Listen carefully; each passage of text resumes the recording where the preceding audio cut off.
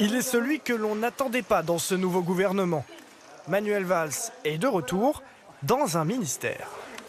L'émotion est immense, intense.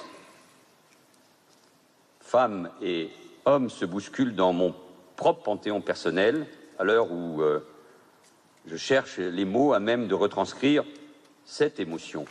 L'ancien Premier ministre devient numéro 3 de l'équipe Bayrou et récupère le ministère des Outre-mer. Une surprise pour les habitants de son ancien fief d'Évry, dans l'Essonne.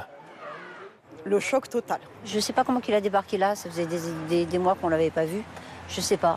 Je ne sais pas si en Outre-mer, s'il connaît vraiment la politique pour faire quelque chose, quoi. Bon, peut-être qu'il va apprendre. L'accueil n'est pas beaucoup plus chaleureux chez ses anciens camarades socialistes. Eux qui n'ont pas oublié son ralliement dès 2017 à Emmanuel Macron. C'est quelque chose de terrible que de voir toute une panoplie de revenants. C'est Halloween. En fait, que voulez-vous que je vous dise? Les Français attendaient de la nouveauté, voulaient que ça change, que ça bouge. Pour Manuel Valls, c'est la fin d'une longue traversée du désert.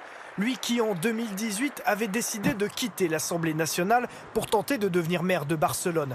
Un adieu à la scène politique française promettait-il à l'époque.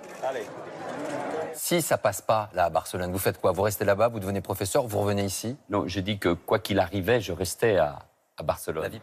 Promesse non tenue. En 2022, il veut redevenir député. Nouvel échec. Mais en Outre-mer, il peut se targuer d'un certain succès, notamment en Nouvelle-Calédonie, lorsqu'il était Premier ministre. C'est cette expérience que François Bayrou juge utile pour gérer l'urgence à Mayotte. Tout est prioritaire, mais l'urgence est Mayotte. Et il y a évidemment aussi le redressement économique. Manuel Valls revient en pleine lumière dans un gouvernement dont la durée de vie pourrait être limitée.